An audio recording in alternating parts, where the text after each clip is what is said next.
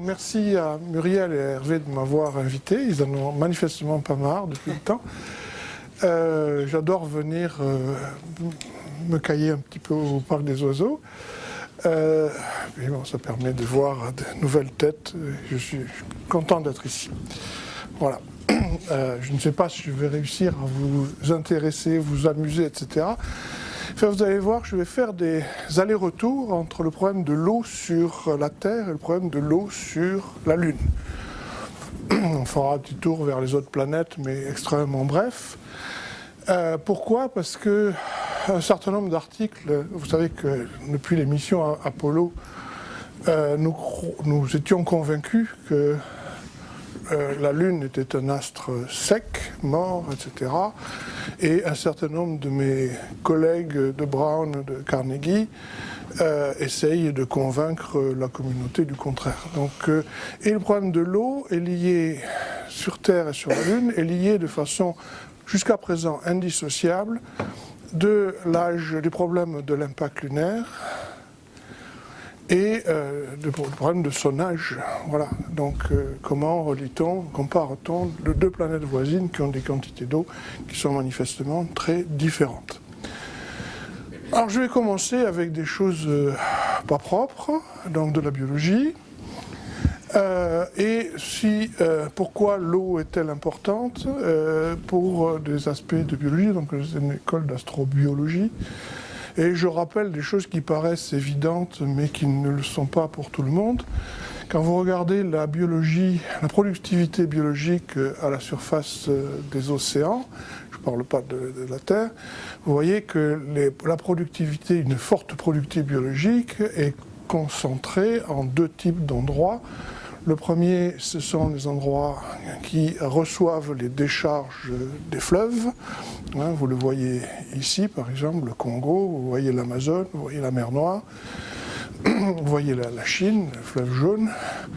Et deuxièmement, la remontée d'eau profonde, ce qu'on appelle les upwelling du Maroc, de Namibie, du Pérou, d'Arabie, etc. Avec un troisième élément qui est souvent négligé, mais qui est quand même assez important, c'est les upwellings équatoriaux qui sont dus à la divergence à la différence entre la position de l'équateur météorologique et de l'équateur physique dans une inversion de Coriolis. Donc, comment une planète peut développer ce type d'activité? Et manifestement, c'est quelque chose qui a à voir avec les continents, donc il va falloir s'occuper des continents. Alors, on va se poser la question, c'est quel est le rôle de l'eau dans une planète, à l'intérieur d'une planète. Bon, pour l'extérieur de la planète, c'est plus facile, c'est la biologie, c'est diluer le pastis, etc. Beaucoup de choses très importantes. Donc vous avez ici la première fonction de l'eau. Alors ici, on regarde la contrainte et ici, on a la déformation. On applique une contrainte et on a une vitesse de déformation. Et si on compare quelque chose qui est sec, une olivine qui est sèche et une olivine qui sont humides, on voit que l'eau a tendance à réduire la viscosité du manteau. Donc ça va affecter la convection du manteau. Alors, ce mode va être extrêmement important parce que si je compare la situation de la Terre à gauche, là va faire des plaques qui peuvent, une convection qui peut se faire beaucoup plus facilement puisque c'est plus visqueux. On peut donc évacuer la chaleur interne beaucoup plus facilement sur la Terre qui a une tectonique des plaques qu'ailleurs. Vous voyez quelque chose qui est rouge, ça remonte. Puis on a une plaque à l'extérieur qui va s'enfoncer. C'est une façon simple de représenter les choses. Alors que si vous êtes sur Mars, vous avez un couvercle stagnant. Un couvercle stagnant oblige la chaleur à être évacuée, non pas avec des rides médio-océaniques, mais l'oblige à être évacuée par diffusion, par conduction thermique au travers d'une couche limite. Et donc c'est un processus qui est très peu important. Donc la convection est difficile sous un couvercle stagnant. C'est ce que l'on voit ici. Il y a quand même une convection. Il y a des gens qui pensent qu'il n'y a pas de convection sur Mars, mais c'est quand même, ça me paraît assez difficile à éviter. Hein, et vous avez, donc ça a des conséquences qui sont considérables. Hein, c'est comme la convection, elle est là, et en dessous il y a le noyau de la planète. C'est un peu comme dans le flic à Beverly Hills. Hein, si vous mettez une banane dans le pot d'échappement, il faut une source chaude, une source froide, et il faut donc qu'on puisse évacuer la chaleur pour faire fonctionner une dynamo. Si vous n'avez plus de dynamo sur une planète parce que c'est trop chaud, on n'évacue pas la chaleur, ben, il se passe des tas de choses, il n'y a plus de ceinture de radiation, donc il y a érosion de l'atmosphère, etc., etc. Il arrive tout un tas de choses désagréables à une planète qui a une mauvaise convection. Alors globalement, si vous comparez la Terre et Mars, hein, alors il y a deux effets, en fait je vais faire un raccourci assez rapide, de l'eau sur la géodynamique d'une planète, qui sont l'effet sur la viscosité, mais également l'effet sur ce qu'on appelle la tension de rupture. Lorsque vous tirez sur quelque chose, il y a des objets qui sont très solides, mais qui résistent mal à la tension, le verre par exemple. Et donc l'eau a également tendance à réduire la tension de rupture des roches solides. Et donc, ce qui fait que si on intègre tout ça dans une comparaison, c'est juste un vieux papier de Paul Taclé, qui a presque une quinzaine d'années, pas Paul, mais le papier, et on voit ici, donc quand on a de l'eau, eh bien, on a de la tectonique des plaques. Lorsqu'on n'a pas d'eau, lorsqu'on a un manteau on a un couvercle stagnant, et puis on n'a pas de convection de la même façon, donc c'est une conséquence assez dramatique sur l'état de la dynamique de la planète, avoir de l'eau. Alors ça c'est le premier point. Le deuxième point, je vais définir l'eau comme un élément, parce que on pourrait dire l'hydrogène. L'oxygène, on en a partout, ça nous est égal, mais ce qui est important, c'est l'hydrogène.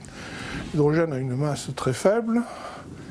Il réagit avec des tas de choses parce qu'il est facile à combiner avec des tas de choses. Mais donc, vous m'excuserez de parler de l'eau comme un élément. Si je vous dis que je ne vais pas le faire, je le ferai quand même et ça va nous tromper. L'eau, en fait, n'est pas un élément si particulier que ça. Vous savez, les gens disent l'eau c'est magique, alors le motto de la NASA c'est dire suivez l'eau pour trouver la vie, ce qui à mon avis est assez bidon, si j'ose dire.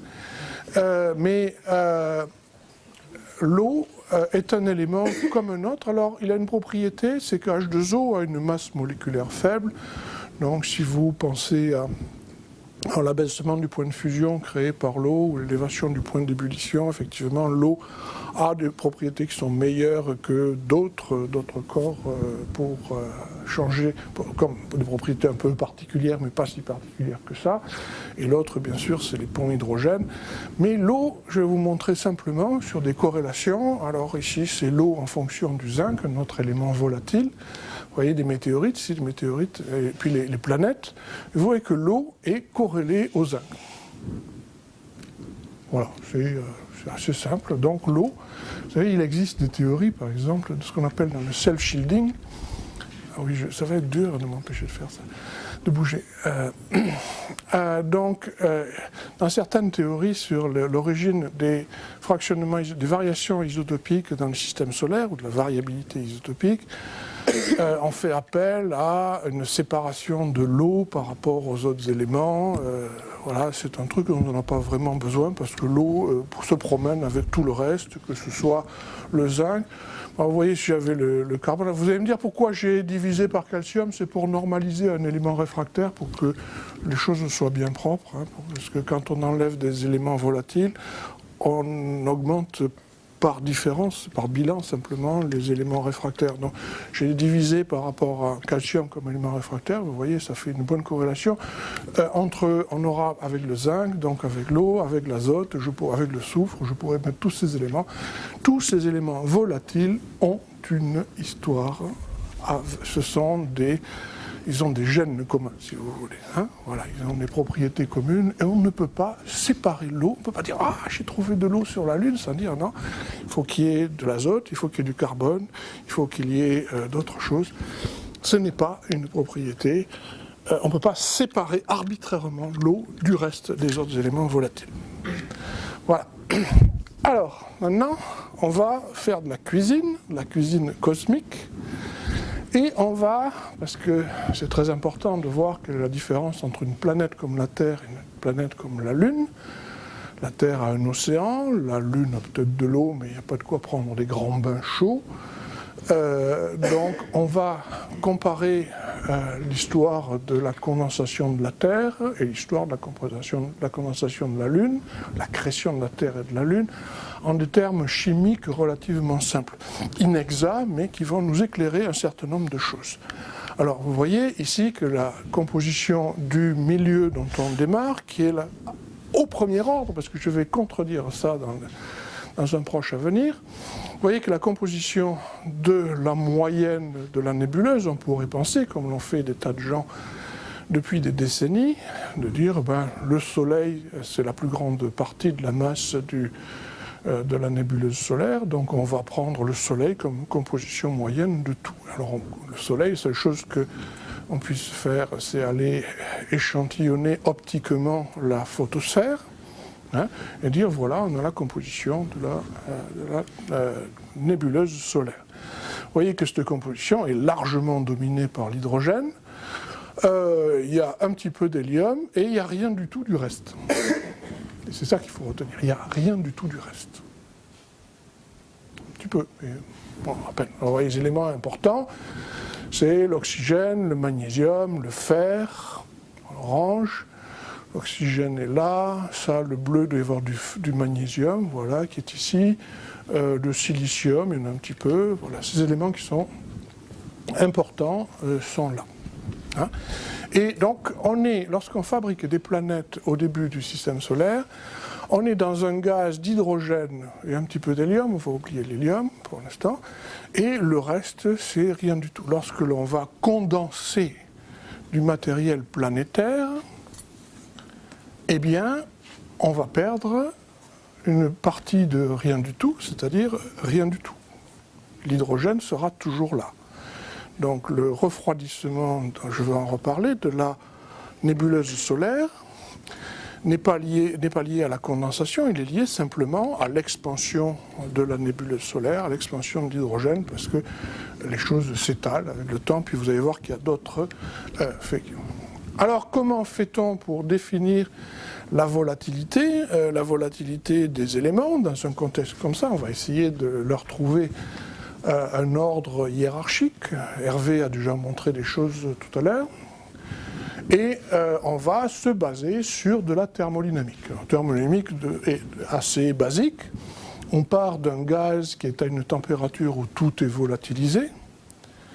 Pourquoi tout est volatilisé? Parce que simplement, lorsqu'on a l'accrétion de la nébuleuse, le matériel se sédimente dans le plan équatorial.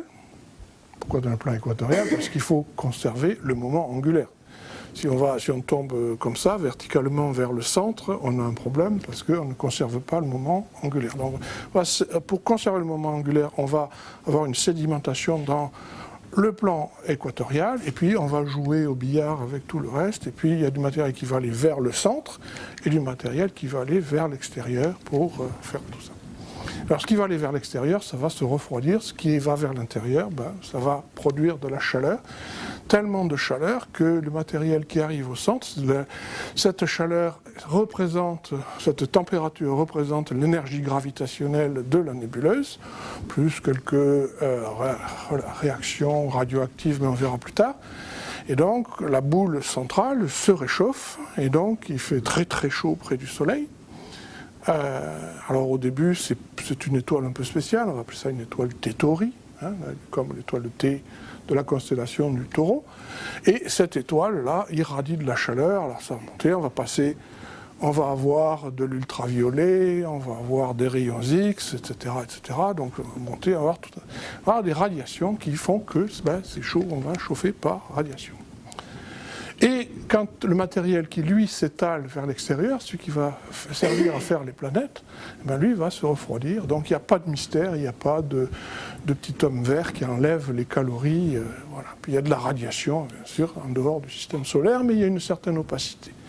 Donc on utilise ce type d'équation qui est là, vous voyez, vapeur de magnésium, vapeur de SiO, oui, parce que tout le Si est sous forme de SiO, comme tout le carbone est sous forme de CO.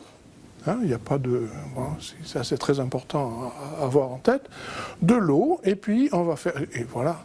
Et on va faire un Mg2SiO4 qu'on va appeler par convention olivine. Et puis il va sortir de l'H2. Alors vous voyez que cette réaction, bien sûr, elle va avoir un coefficient de loi d'action de masse, et qu'elle va être dépendante de l'hydrogène. Mais l'hydrogène, c'est la pression totale, puisque 99, des poussières, c'est de l'hydrogène. On va avoir une pression d'hydrogène qui va évoluer. On va prendre 10.3, 10-4 bars de l'hydrogène, etc. On va essayer. Et donc, lorsque cela va se refroidir, c'est-à-dire lorsque la pression de vapeur de l'olivine va être supérieure à celle qui amène à la saturation, si on veut, on va commencer à précipiter des minéraux. On précipite quasiment aucun liquide magmatique, on va directement du gaz au solide. Donc voilà, on calcule les delta G, on va dans les tables, c'est un vieux truc, en fait ça date du début des années, c'est encore une idée de Urey, avec des gens comme Lord, etc. Et puis on va condenser des choses, on peut calculer une température de condensation, et vous comprenez que cette température de condensation, elle est dépendante bien sûr du K qui est là, le coefficient de loi d'action de masse, dépendante de la pression d'hydrogène. Voilà. Et lorsqu'on a une telle vapeur, qu'est-ce qui se passe? Eh bien, on a condensation successivement de différents éléments, différents minéraux, différentes phases solides. Alors au début, apparaissent des choses très importantes, mais peu significatives volumiquement, qu'a montré Hervé ce matin dans ses belles photos. On voit des inclusions réfractaires à calcium-aluminium, les fameuses CAI. Voici le type de composition, alors des minéraux aussi célèbres que des titanates, des ibonites, des façaïtes, des choses comme ça.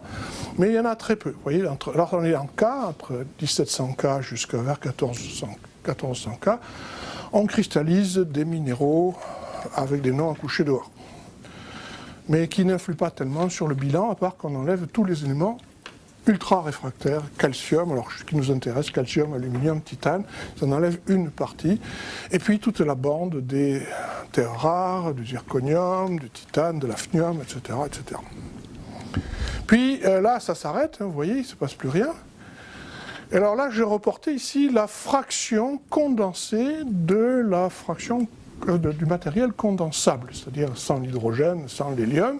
Donc j'ai pris le matériel condensable, et là j'ai 100% du matériel condensable qui est disparu, donc il ne reste plus que de l'hydrogène et de l'hélium.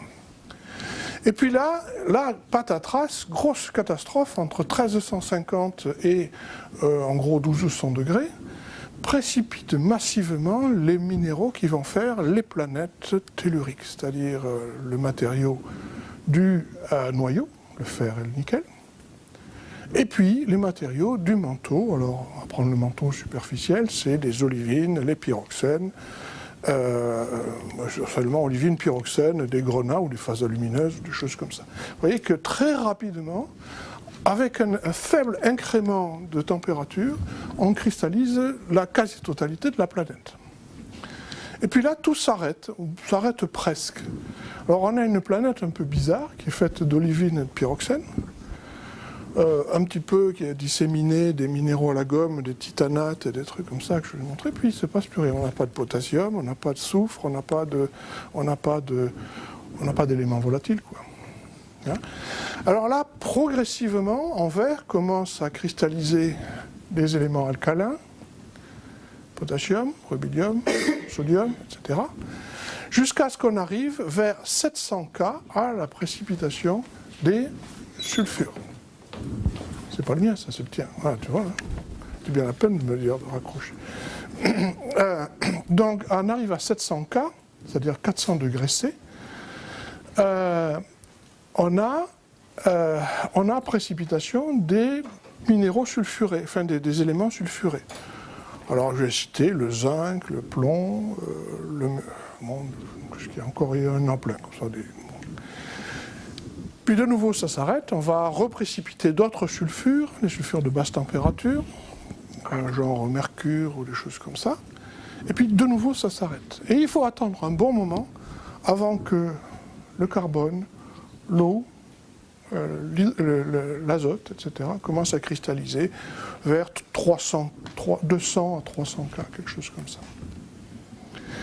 Donc l'idée que je veux imprimer sur cette conversation, c'est que la condensation, la création des planètes, la création du matériel planétaire, est un phénomène discontinu. Il y a des paliers. Donc il y a le palier réfractaire, hyper-réfractaire, il y a le palier hyper-réfractaire, il y a le palier réfractaire de silicate, enfin qui fait le manteau et le noyau, il y a le palier des sulfures, et bien plus loin, il y a le palier des éléments ultra-volatiles qui sont l'azote, l'eau, le carbone, etc., etc. Ce que je vais vous dire, je vous annonce pour que vous ne soyez pas surpris, c'est que si la condensation s'arrête en cours de route pour une raison X ou Y, nous allons dévoiler maintenant, eh bien, on ne sera pas allé jusqu'au bout, et une planète qui n'a pas condensé de potassium, qui n'a pas condensé de zinc, etc., n'aura certainement pas condensé d'eau. Bon, évident. On n'est pas allé jusqu'à... Alors il semble que la Terre se soit arrêtée un petit peu par là, donc il y a très peu de sulfure. Il y a des gens qui pensent qu'il y a des sulfures dans Mars. Je pense que tout le sulfure qu'il y a dans Mars est à la surface. Voilà.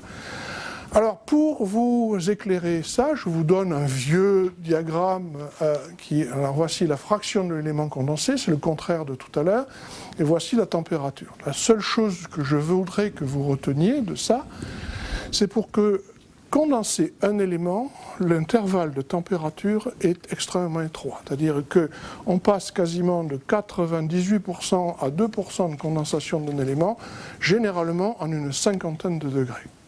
Donc quand un élément décide je me barre, voilà, c'est en 50 degrés que ça se fait.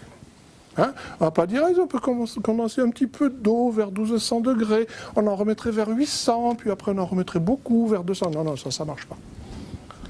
On condense sur des intervalles de température qui sont extrêmement étroits. Alors il y a des exceptions qui sont les alcalins, alors là on monte à 100 ou 150 degrés, et il y a d'autres éléments à la gomme comme l'europium, comme l'aluminium, etc. Bon, ça c'est pas très important. Mais en gros, retenez que les éléments condensent sur un intervalle de température qui est très étroit.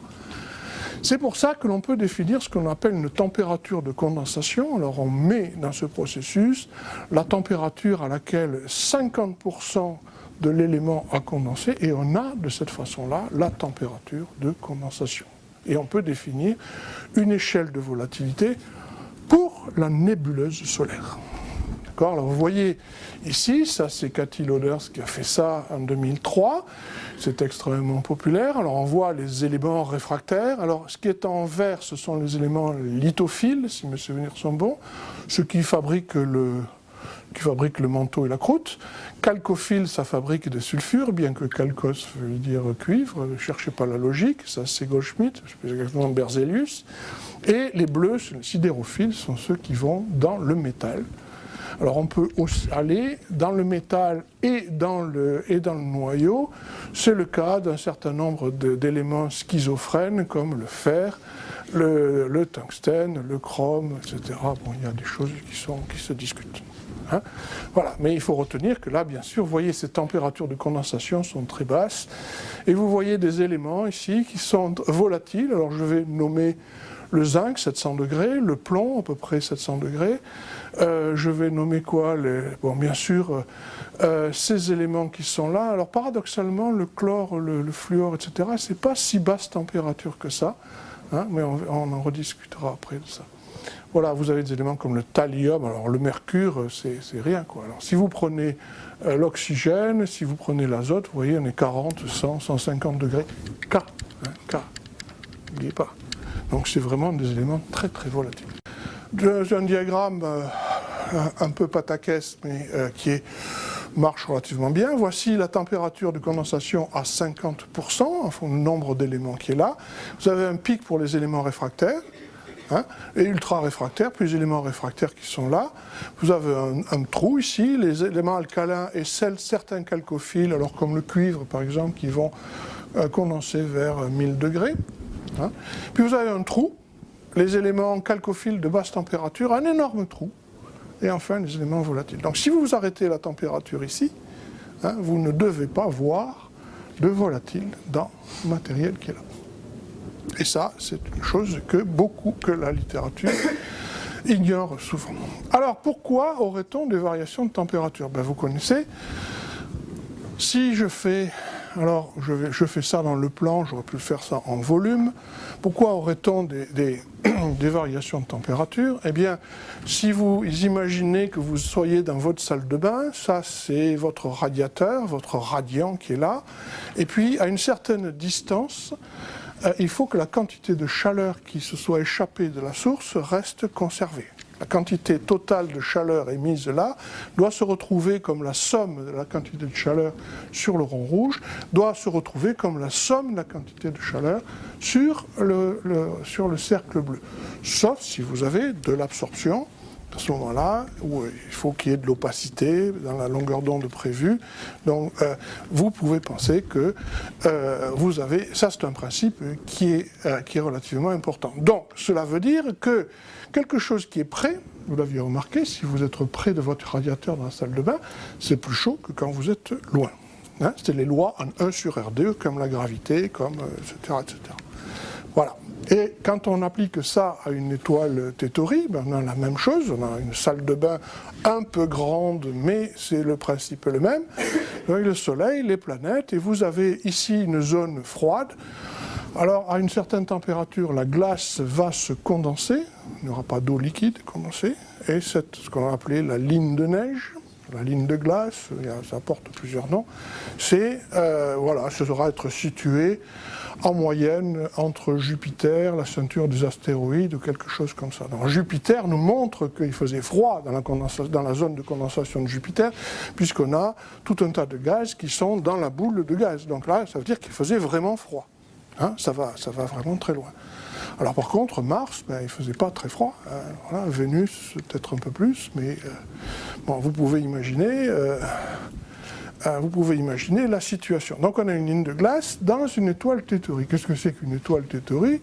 C'est une proto-étoile. On a une condensation, on a une accrétion de la matière vers le centre. Et que ce qui se passe, il y a des radiations qui sont émises par l'étoile centrale, et comme il y a des débris rocheux qui sont là, ces débris rocheux absorbent, puisqu'il y a une opacité, absorbent de la lumière, ils vont absorber de l'UV, ils vont absorber peut-être quelques rayons X, une lumière très énergétique, et comme eux sont froids, ces débris rocheux, ils vont la réémettre dans l'infrarouge. Donc vous allez avoir un excès d'infrarouge et un déficit des autres longueurs d'onde émises par ces étoiles qui ont un débris, ce cercle qui est autour, et elles sont en train de produire. Alors vous remarquerez les jets ambipolaires ici qui résolvent le problème qui a de plusieurs siècles d'âge, qui était de savoir pourquoi tout le moment angulaire du système solaire était condensé dans Jupiter. C'est-à-dire que la vitesse de rotation du Soleil a été freinée par des phénomènes électromagnétiques et qu'on a perdu de la matière qui a emporté le moment cinétique du Soleil ici. Voilà la façon de ce que c'est qu'une étoile Tethori. Et ça dure combien ce truc-là? On en reparlera. Voici une étoile Tethori, je ne sais pas laquelle c'est, ça n'a pas d'importance. Voilà. Vous avez un débris. Alors là, je me suis mis en je ne sais pas quelle longueur d'onde, mais on voit que ce débris rocheux va émettre un excès d'infrarouge, et c'est ce qui nous permet de voir qu'une étoile est vraiment Tethori. Alors on va regarder parmi ces étoiles ou parmi ces groupes d'étoiles, quelle est la probabilité de survie d'une étoile, du disque rocheux après un certain temps. Les disques, en fait, je dis disque rocheux, c'est en fait un disque de débris qui sont minéraux et gaz, et moléculaires. Alors vous avez des gaz qui vont absorber aussi, et vous avez des débris rocheux. Donc l'étoile va éclairer de l'intérieur et puis l'intérieur va réémettre avec un excès et on va mesurer en quelque sorte l'intensité de l'absorption et voir combien de temps ce disque de débris tourne autour de l'étoile. Et on voit donc la fréquence des disques T-Tauri qui est là, alors de 0 à 100%. Des disques moléculaires et rocheux qui sont là, en fonction de l'âge. Alors l'âge, combien on l'obtient? On l'obtient par, il faut faire confiance aux astronomes, ça nous arrive des fois, donc ils ont des séquences extrêmement détaillées pour l'histoire des systèmes stellaires, en fonction de la masse, la luminosité. Une étoile va suivre un chemin particulier et on sait à quel âge elle est à quel endroit. Donc on a une mesure de l'âge assez précise et on voit que, à peu près, si on se met à 5 ici, 95% des étoiles ont perdu leur disque absorbant en moins de 5 millions d'années. Et ça a été une grande révolution des années 80, c'est de montrer que les phénomènes stellaires sont extrêmement rapides. Pour nous, c'est extrêmement rapide. Donc, le Soleil, notre Soleil, a perdu son disque de gaz et de poussière en probablement quelques millions d'années. Il l'a perdu comment? C'est ce qu'on appelle la photoévaporation. C'est la pression de la radiation. On cogne avec des gammas d'un côté, avec des photons d'un côté. Donc ça fait bouger la matière et on a c'est tellement fort qu'on a une troncation au bout d'un certain temps, et donc le disque nébulaire est tronqué, on a perdu les gaz, et alors là, pour faire une planète sans gaz, c'est pas bien, c'est moyen. Donc on sait que les planètes se sont formées avant la perte du disque moléculaire et du disque de débris qui est là. Alors ça se voit, si je reporte la composition de la Terre divisée, enfin normalisée à la composition du Soleil. Alors ce n'est pas du Soleil, on va prendre les météorites carbonées, les CI, c'est pareil, peu de choses près, à 99% d'hydrogène près, c'est la même chose. D'accord ? Donc on va normaliser ça, on va normaliser la composition de la Terre par rapport aux chondrites carbonées CI, les plus primitives. Et on va reporter en fonction de la température de condensation ici, ce bel alignement qui est là. Voilà, et on voit, alors on normalise le magnésium pour les raisons que je vous ai dites tout à l'heure, pour enlever l'effet de concentration, ou de dilution. Et on voit que, eh bien, on a commencé à avoir un déficit en éléments à partir d'une température de condensation de 1000 ou 1100 degrés, un déficit significatif. Donc la Terre n'est pas arrivée jusque-là, n'est pas arrivée jusqu'à la condensation des éléments volatiles parce que le disque est parti, a été soufflé par l'étoile T-Tauri, par les vents T-Tauri, avant que la condensation soit complète. Alors on va se poser la question, est-ce que ça a pu être une chose qui a été perdue après? C'est difficile de perdre du matériel du champ de gravité d'une planète. C'est sûr que vous pouvez perdre de l'hydrogène sur la Terre, mais essayez de perdre du mercure, essayez de perdre du thallium avec une masse de 200, vous n'y arriverez pas, parce que ça va rester dans le champ de gravité. Alors je sais bien que quand on dit qu'on tape fort dans un ballon de foot, on dit qu'on va le satelliser. Alors le satelliser, mais on ne va pas l'envoyer en orbite. On ne peut pas faire ça. Alors, pour envoyer en orbite, ce serait plus compliqué encore. Donc on va retomber. Beaucoup de choses qui sont extraites. Pour sortir du matériel de l'orbite terrestre, il faut qu'on ait une vitesse qui soit supérieure à la vitesse d'échappement, qui est 11 km par seconde. Et ça correspond à une température absolument énorme. Donc c'est difficile de perdre du matériel, sauf sur des petits objets.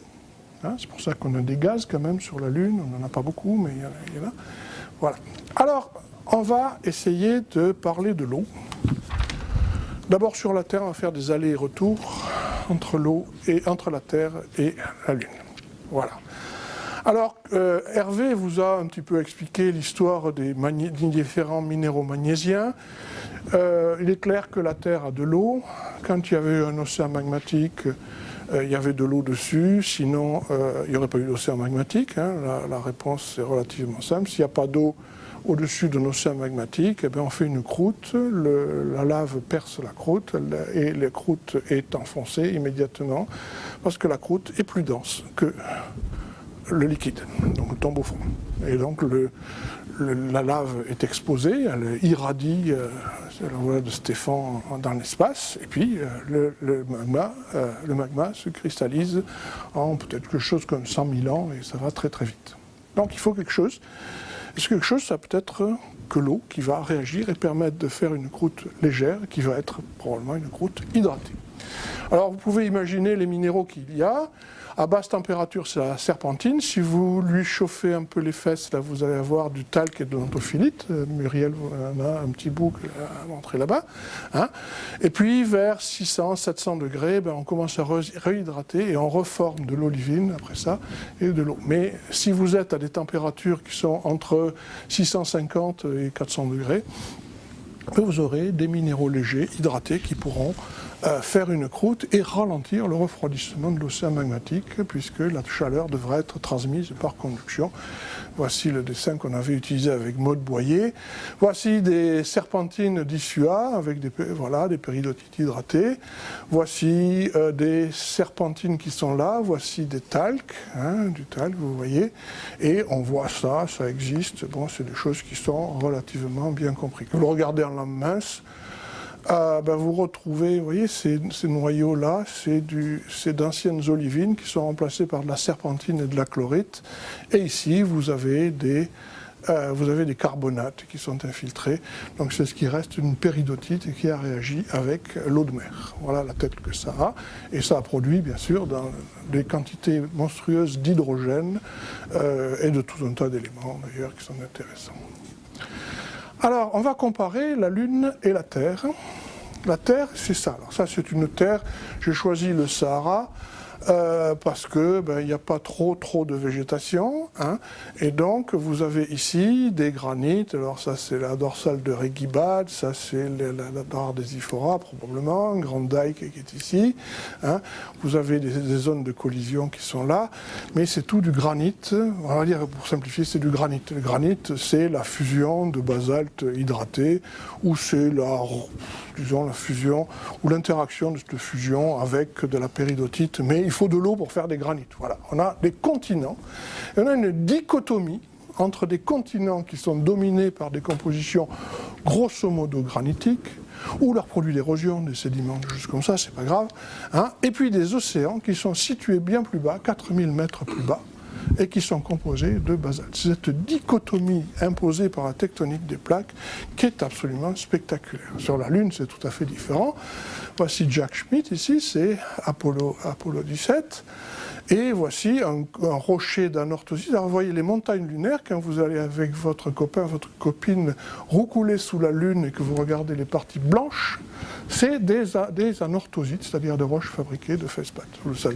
Si vous ne le saviez pas, ça va un peu ruiner vos émotions, mais c'est pas grave.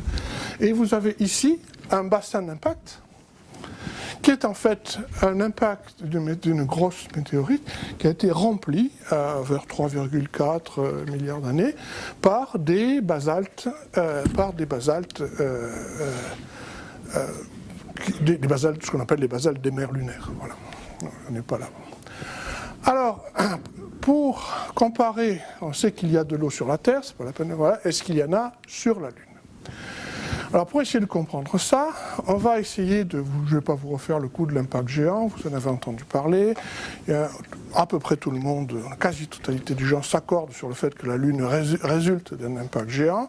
Savoir si c'est une petite planète, si c'est une grosse planète, on en discute activement aujourd'hui, c'est pas évident, il n'y a aucun résultat définitif pour dire que l'impacteur était gros ou petit, ce qui a des conséquences considérables sur l'origine du matériel lunaire, parce que dans un cas, l'origine d'un impacteur, dans l'autre cas, l'origine, c'est la Terre. Hein.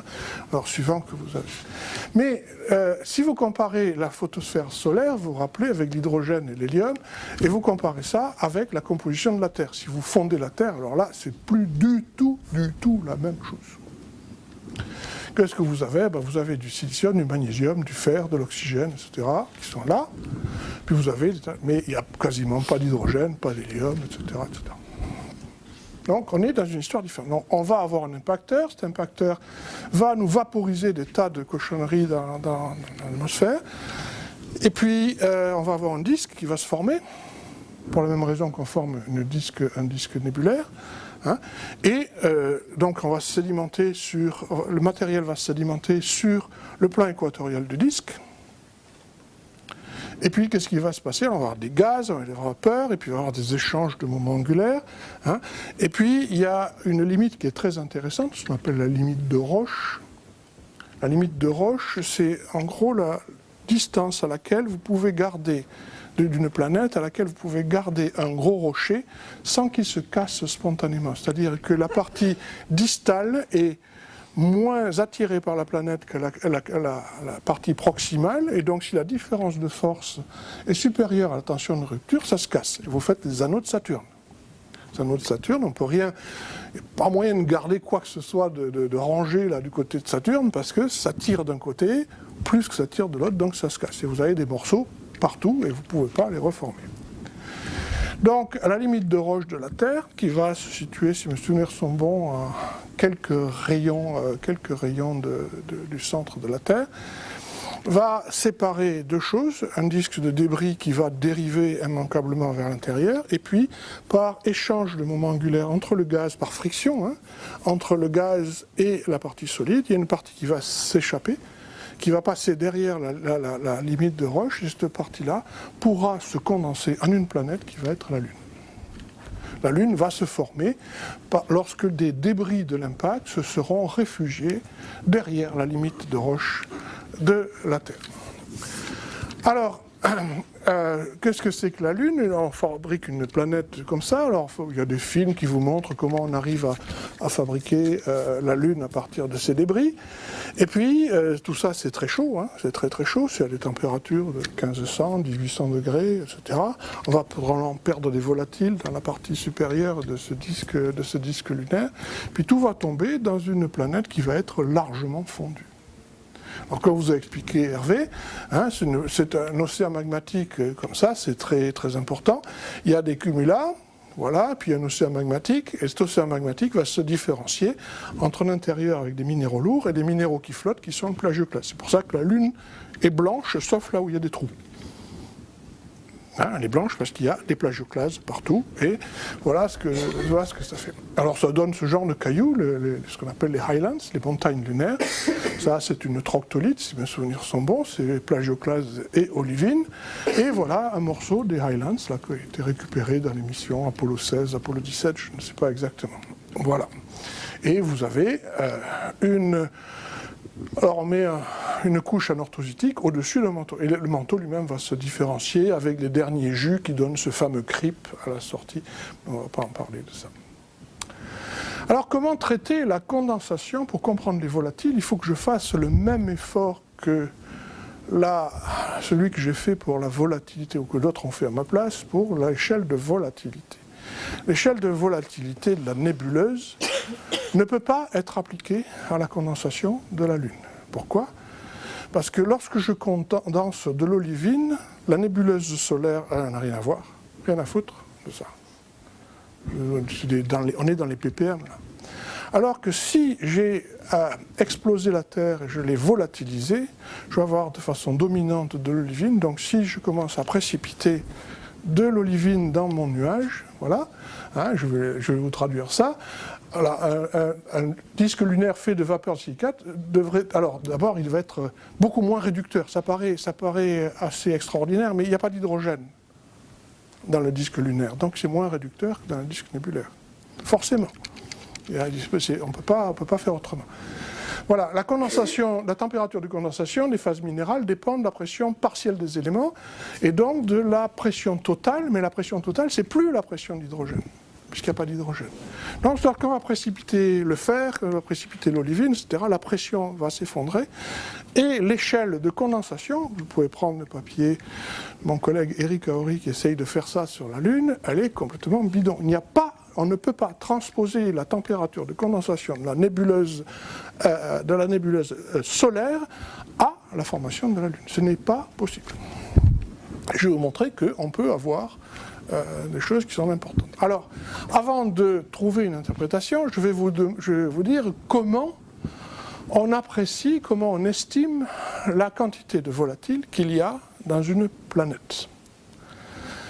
Alors, la méthode que je préfère, je ne suis pas le seul, c'est d'utiliser une propriété de certains éléments, du rapport de certains éléments, qui les rend insensibles aux événements magmatiques. Si vous prenez du nickel, par exemple, dès que vous précipitez une olivine dans un liquide magmatique, tout le nickel va passer dedans, et donc vous ne savez plus combien il y a de nickel dans la roche initiale, parce que ça a été...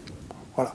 S'il y a de la fusion, eh bien c'est pareil, si vous prenez des éléments incompatibles, comme ce qu'aime bien Hervé, eh bien vous allez enrichir si vous avez un faible taux de fusion, et vous allez appauvrir si vous avez un fort taux de fusion. Alors on va prendre des éléments dont le rapport ne varie pas lors des processus magmatiques. On va prendre que cela. Il n'y en a pas beaucoup. Hein? Alors je vous donne un exemple, césium, rubidium ici. Alors je reporte en fonction de césium, vous voyez que ce rapport ne change pas dans le processus magmatique ici. Ce rapport césium sur rubidium, ça c'est les basaltes terrestres, il est quasiment constant, quel que soit le niveau d'enrichissement, le niveau de cristallisation, etc. etc. Donc on a, alors pour vous donner un exemple, ça c'est un exemple historique, Peter Michael en 1995 a appliqué ça pour la première fois à la Terre. Il a pris des basaltes et il a reporté le rapport de l'eau à 3 éléments des terres rares voisins, le lantane, le cérium, le néodyme. Et vous voyez, alors il l'a reporté en fonction d'un paramètre dont vous vous foutez complètement, mais qui peut représenter le taux de fusion du manteau. On fait varier le taux de fusion du manteau, donc le rapport lantane sur samarium va changer, le rapport niobium-zirconium va changer, mais en gros on veut montrer que c'est insensible au phénomène magmatique. Et qu'est-ce que vous voyez? Vous voyez que H2O sur La diminue dans ce sens-là, donc La est l'élément le plus compatible, ça c'est l'élément le moins compatible, voilà, qui est le néodyme, et vous voyez que l'élément central, le cérium, ce rapport ne bouge pas.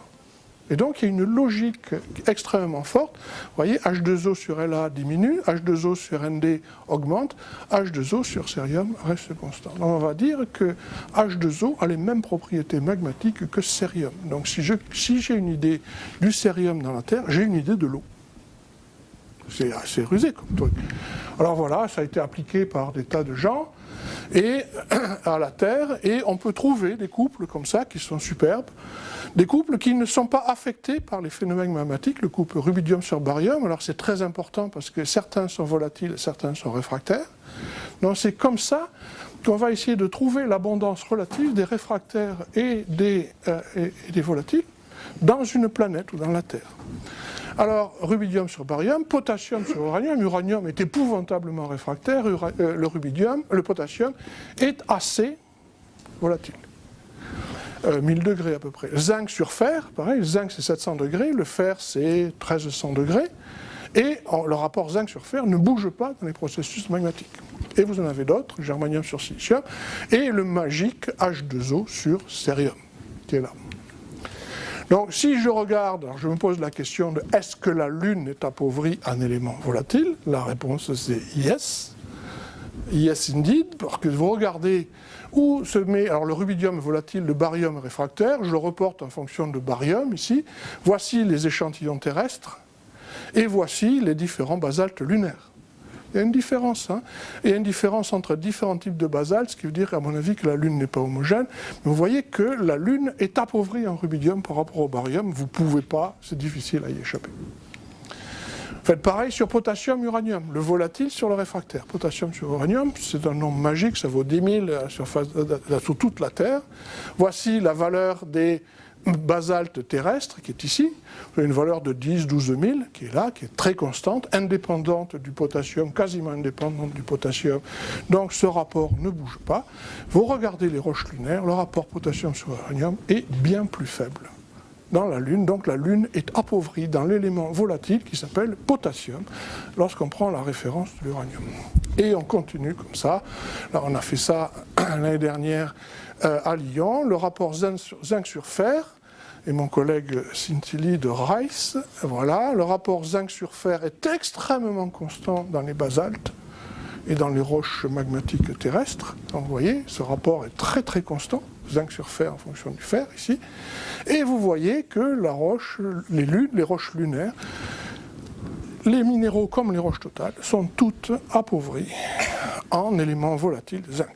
Donc la Lune est clairement appauvrie dans tous les éléments volatiles que l'on a pu mesurer, qui sont pas.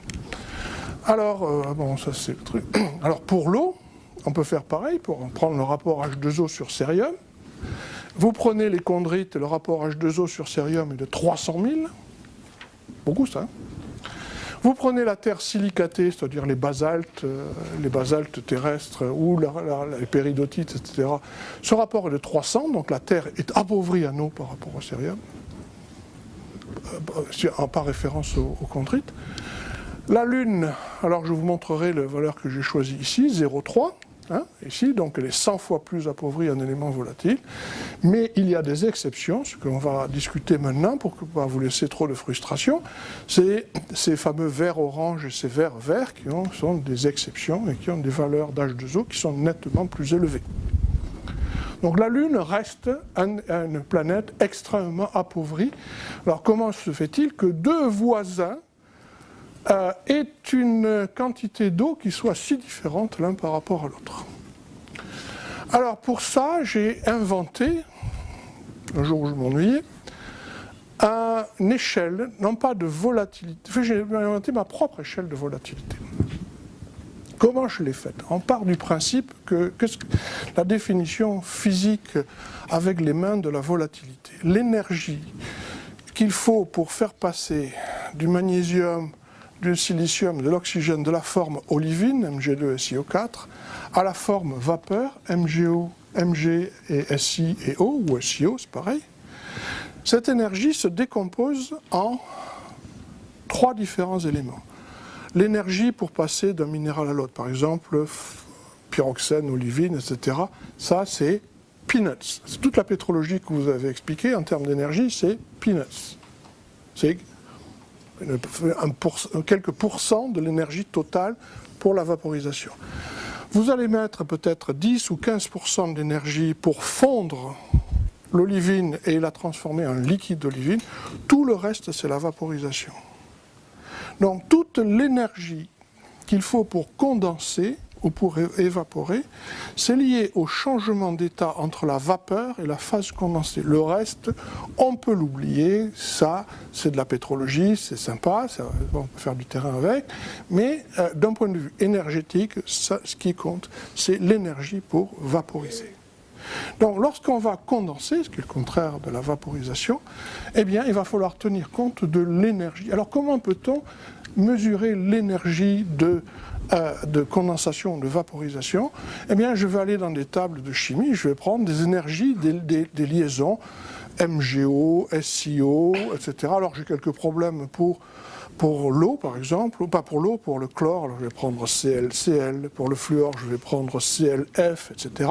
Et pour valider mon modèle, je compare pour la Terre les énergies que je mesure ici, l'énergie de la liaison, avec la température à 50% de condensation pour la Terre, déterminée par l'odeur. Si je vois que ça marche pour la Terre, je vois que j'ai bien quelque chose qui est une excellente corrélation. Là, vous retrouvez des éléments comme le fer, le manganèse, le SiO qui est là, l'iterbium, etc. Vous voyez les halogènes qui sont là, vous voyez l'eau, l'azote, CH4, les gaz rares, etc. La corrélation est assez bonne, je crois. Donc on peut avoir ici, l'idée c'est d'avoir une échelle de volatilité qui est indépendante de la pression d'hydrogène. Donc je ne suis plus dans les conditions nébulaires, mais je peux quand même associer une énergie à, et voilà ce que ça donne quand on le fait. Voilà la Terre qui est en bleu, la Terre c'est toujours en bleu, c'est ce que je vous ai montré tout à l'heure, mais en fonction cette fois-ci de l'énergie de la liaison. La bonne chose, c'est que je peux faire une extrapolation sur l'eau, sur le carbone, sur l'azote, des choses comme ça. Et puis je le fais après sur la Lune. Alors je ne peux pas le faire sur tous les éléments parce qu'on n'a pas de bonnes estimations de la composition du manteau lunaire. On n'a que, dans le manteau, on n'a pas de roches du manteau lunaire. On a des roches, des anorthosites, on a des basaltes. Remarquez, c'est un peu pareil sur la Terre. Sur la Terre, on a la composition de la lithosphère qui est sous la croûte continentale. On n'a pas d'échantillons du manteau convectif. Il y en a quelques-uns, ça s'appelle les péridotites océaniques, mais elles n'ont pas la conscience tranquille, ces péridotites océaniques. Si elles sont là, d'ailleurs, si elles n'ont pas fondu, c'est que c'est pas net. Hein. Donc on n'a pas, en fait, de vrais échantillons, ni sur Terre, ni sur la Lune, mais surtout sur la Lune, d'échantillons du manteau lunaire.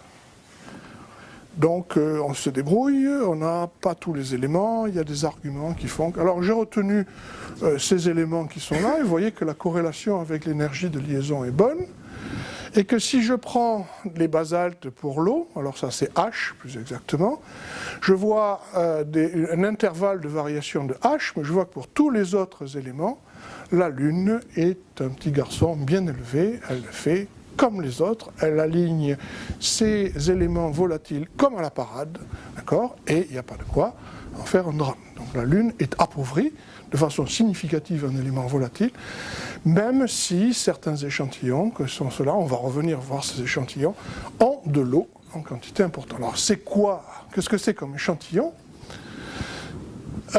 Eric Auri de la Carnegie et son collègue Alberto Sal de Brown ont eu l'idée de mesurer la teneur en eau, d'abord dans des verres, ce qu'on appelle des sols orange, je vais vous montrer qu'ils sont ici, et en fait ils ont pris des inclusions vitreuses à l'intérieur des olivines, se disant, cela scelle bien, on scelle bien l'eau dans une inclusion vitreuse. On va voir que c'est faux, mais disons l'intention était bonne. On prend le verre, non pas le verre qui est à l'extérieur du matériel vitreux, mais on prend le verre à l'intérieur de l'olivine, comme ça il y a un petit coffre-fort, et on a les bonnes concentrations de ces verres là-dedans. Alors voici la tête que ça, ils ont mesuré, alors on va passer le fluor et le soufre, mais ils ont mesuré l'eau et ils ont trouvé que ces verres contenaient, ces verres des sols orange, je vais vous définir ce que c'est, contenaient des quantités très importantes d'eau et ils en ont conclu, mais on s'est tous trompés, l'eau des basaltes s'est évaporée et en fait quand on regarde des roches qui ont été préservées, on retrouve des grosses quantités d'eau qui sont équivalentes à celles de la Terre, donc la Lune a de l'eau. Alors la NASA est dans tous ses états, est en ébullition, c'est le cas de le dire, hein, et puis on envoie des morceaux de fusée se percuter la Lune pour voir s'il y a de l'eau dedans, on n'en trouve pas, mais on dit qu'il y en a un petit peu, il y a l'équivalent de quelques cuillères à soupe dans l'impact, mais c'est pas grand-chose. Alors qu'est-ce que sont que ces roches très particulières? C'est des roches que les astronautes avaient repérées depuis l'orbite, ce sont des fontaines, ce sont des roches émises par des fontaines de lave et qui laissent retomber des billes de verre, un peu comme des cheveux de pelé, pour ceux qui connaissent la volcanologie, à part que c'est rond. Donc il y a une explosion phréatomagmatique, en gros, qui expédie en l'air un certain nombre de billes, et quand ces billes retombent, puisqu'elles sont rondes, ça veut dire qu'elles sont déjà froides, sinon elles seraient comme des bouses de vache, hein, faut quand même, si c'était du magma. Donc elles sont rondes, elles contiennent de l'eau, et dans Oura, on a démontré qu'il y avait des laves avec de l'eau, parce qu'elles étaient mises en place tellement rapidement qu'on n'a pas perdu d'eau. Voilà, alors même chose avec un verre vert, là, 15 426. Voilà, alors on trouve aussi de l'eau dans les apatites, mais ça je vais en parler. Les apatites sont des phosphates de calcium, et on trouve de l'eau, elles ont jusqu'à quelques milliers de ppm d'eau, et on trouve quelques apatites lunaires. Je vais revenir sur cette histoire parce qu'elle est particulièrement... Alors, je ne vais pas y revenir, je vais développer maintenant. Et l'argument donc de ce groupe de Caltech est de nous dire, ça c'est Jeremy Boyce de Caltech, de nous dire voilà, ben, les apatites de ces choses contiennent à peu près, en marron là, contiennent à peu près la même quantité d'eau que les apatites terrestres. Donc il y a de l'eau dans la Lune. Bon là ça devient sérieux, il faut commencer à réfléchir. Il y a deux indications comme quoi il y a de l'eau dans la Lune. Alors on va essayer de comprendre quand même l'apatite, les phosphates de calcium dans la Lune. Première chose qui devrait nous avoir interpellés quand même, c'est qu'il y a deux formes d'apatite, il y en a plus que ça, mais il y en a les deux formes principales, sont l'apatite, le phosphate de calcium. Le phosphate de calcium qui s'appelle apatite, et qui est le seul phosphate de calcium, à une exception près dans le monde, en Sibérie, le seul phosphate de calcium qui est présent dans les laves terrestres. Il n'y a pas de wheatlockite. La wheatlockite est un phosphate de calcium sans eau. C'est le phosphate de calcium dominant de toutes les roches lunaires, qui occasionnellement contiennent quand même un petit peu d'apatite, alors que les roches terrestres ne contiennent jamais de wheatlockite. Donc l'apatite c'est mouillé, la wheatlockite c'est sec. Il n'y a pas de wheatlockite sur la Terre, donc c'est mouillé. Ça c'est big news. Mais si on a de l'apatite dans les roches lunaires, est-ce que ça veut dire que les magmas sont mouillés? Mais en fait, pour atteindre la précipitation, la saturation en apatite dans les magmas, il faut cristalliser au moins 95% du magma. Alors vous concentrez à peu près tout. Hein, si vous faites des jus, là vous avez des jus résiduels. Et effectivement, vous faites accroître la quantité d'eau dans le magma résiduel et vous pouvez fabriquer un petit peu d'apatite. Mais c'est rare. Hein, et il faut des conditions extrêmes. Regardez, ça c'est la fraction de liquide résiduel, là vous arrivez à 5%, vous commencez à avoir suffisamment de phosphate pour préparer de l'apatite, ici. Alors, le seul fait que l'apatite soit absente, presque absente, soit peu fréquente sur la Lune aurait dû... Alors voilà, cette apatite, c'est quand même une chose qui est un peu bizarre. De la même façon, je vais dire que ces vers oranges sont des échantillons qui sont extrêmement rares. Enfin, il y a plusieurs affleurements de ce qu'on appelle des roches pyroclastiques, hein, ce sont des fontaines de lave, qui ont craché leurs billes à la surface de la Terre. Et celle-là, c'est la plus belle, vous voyez la tête que ça, c'est bien rond, hein, ça retombe, c'est comme ça. On savait depuis longtemps qu'il y avait des fluides dedans, on le sait depuis les années Apollo, hein, et ça, c'est pas une vraie surprise, voilà la tête que ça. Voilà où ça a été ramassé, de nouveau Jack Schmitt qui est là, avec ça. S'il n'y avait pas ça, on dirait que la photo est en noir et blanc. Hein. Voilà, vous voyez les montagnes lunaires de Nortosite, et puis ça c'est le fameux cratère de Shorty qui est là. Voilà, alors l'eau a des compositions, oui c'est une chose qu'on peut dire, l'eau a des compositions qui sont assez proches de celles des chondrites carbonées. C'est difficile à calculer. Alors voilà peut-être que les sols dans lesquels il y a ces vers oranges, ces petites billes, voilà la tête que ça, hein, c'est là. Vous voyez, ils ont pris une petite pelle, ils ont fait le forage, tout le monde parlait que de ça. Hein, voici le sol orange, et il y a effectivement beaucoup. Alors voici le sol vert, alors il y a quelques billes dispersées dedans, mais c'est beaucoup moins riche. Donc c'est des choses qui ont été transportées, mais pas énormément.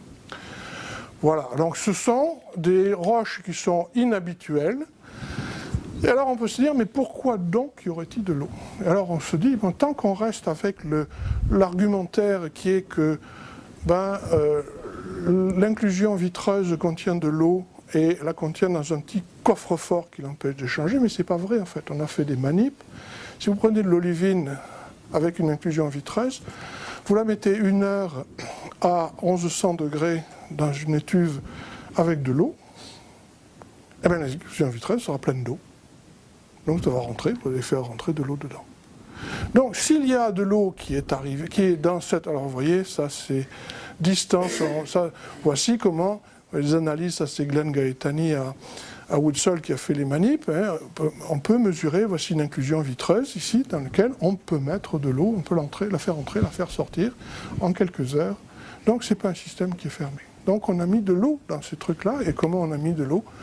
Ben voilà, ma conclusion sur la Lune, c'est que la Lune, comme on le sait depuis l'émission Apollo, elle est sèche comme un coup de trick. Hein. Voilà, Horry et Salle, ils ont montré que ces vers orange et vers verts contiennent des excès de volatiles, personne ne va disputer ça. Hein. Par contre, ces volatiles ont été réintroduits par la suite. Comment peut-on réintroduire des volatiles sur la Lune alors qu'il n'y en a pas? Qu'est-ce qu'il y a sur la Lune qu'on voit dans les sols, etc. C'est des impacts de météorites. C'est des morceaux de fer, de météorites. Donc si vous avez quelque part un gros objet qui est une chondrite carbonée, qui est une chose comme ça, et que vous avez un basalte qui passe au travers, eh bien, vous allez avoir de l'eau. Hein, imaginez une grosse météorite carbonée qui rentre dans le sol lunaire. Alors comment puis-je dire que ce n'est pas une ânerie? Ben, simplement, on a vu qu'il y avait des excès d'iridium, il y avait des excès de choses comme ça dans ces verres-là. Il y a également une présence de graphite en quantité énorme. Et le graphite en quantité énorme, si ça ne vous rappelle pas les chondrites carbonées, je ne sais pas ce qu'il vous faut. Donc, effectivement, ces verres sont des basaltes qui semblent être mis en place dans un sol qui est riche en météorites carbonées. Mais ça ne suffit pas pour dire que la Lune est une planète humide. Voilà. Alors, d'où viennent ces volatiles si voilà, on a la Terre qui en a beaucoup, la Lune qui en a presque pas. D'où ils viennent? Hein, il va falloir trouver, ils viennent de... voilà, je connais mes classiques, ça vient d'ailleurs, quoi. Hein. Si ça ne vient pas d'ici, ça vient d'ailleurs. Donc, les interprétations jusqu'à présent qui dominait chez les géologues, c'est que l'eau était dégazée de l'intérieur de la Terre, mais cette eau, elle est en équilibre du point de vue des rapports D sur H avec l'eau de mer.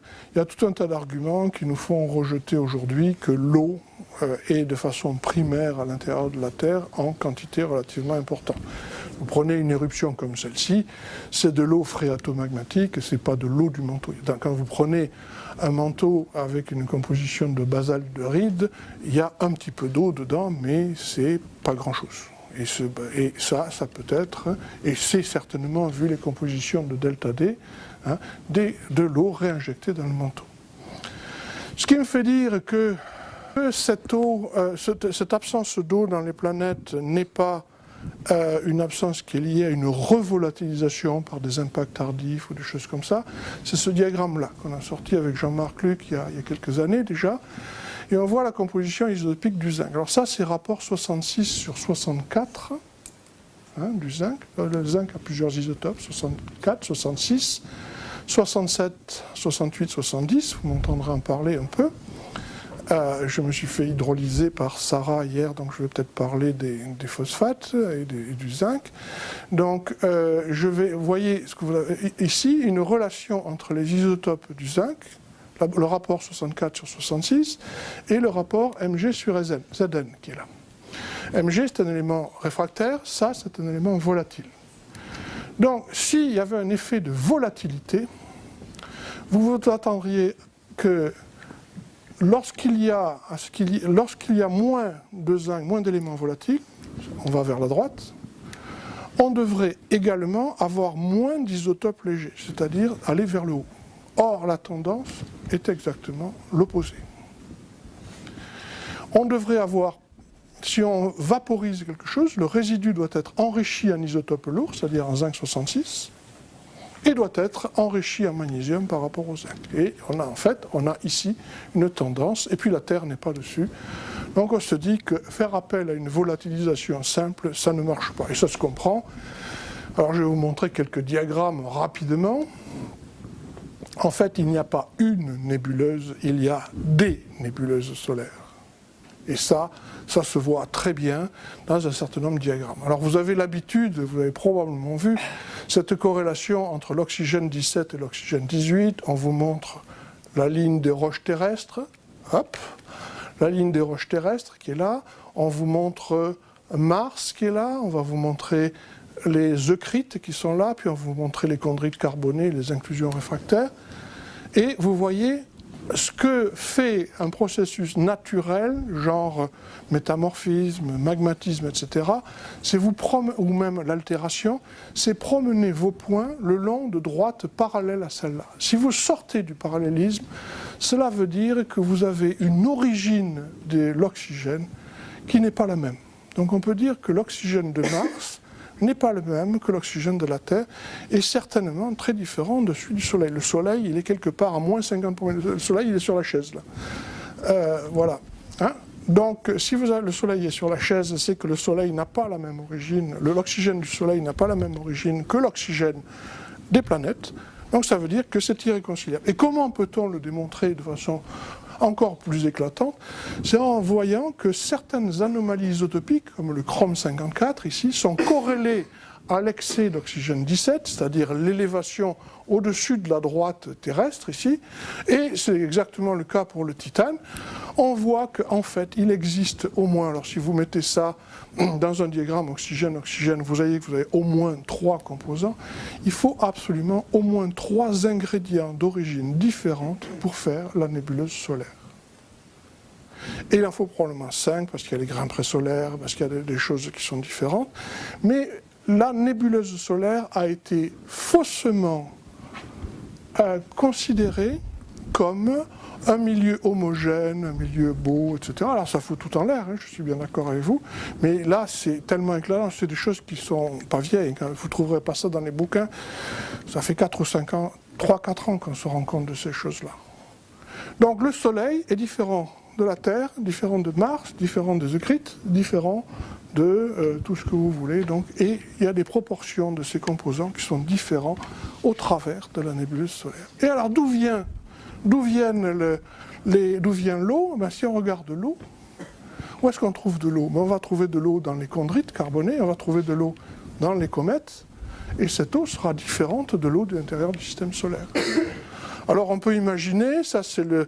Vous avez peut-être vu ce film, c'est Sean Raymond qui a fait ça, hein, c'est ça?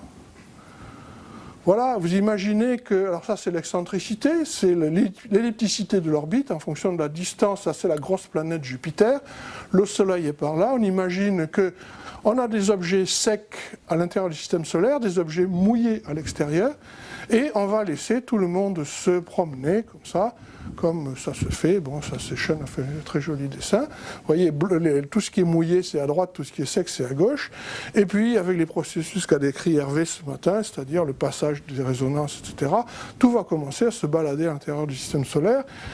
Beaucoup va finir dans le Soleil, beaucoup va sortir du système solaire, mais vous voyez que vous avez...